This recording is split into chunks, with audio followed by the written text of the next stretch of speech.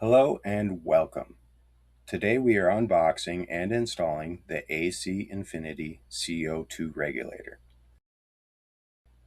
You can see it is built with a durable brass construction and a precision solenoid valve, ensuring a proper flow and preventing CO2 escape. It features a flow meter with a precision gauge that accurately measures gas flow and the remaining pressure in the tank. The pressure gauge supports up to 4,000 psi, and the flow meter ranges from 0.5 to 15 standard cubic feet per hour, providing precision control, vital for your grow environment. The installation is a pretty straightforward process, as the regulator fits many standard tanks with threaded valves.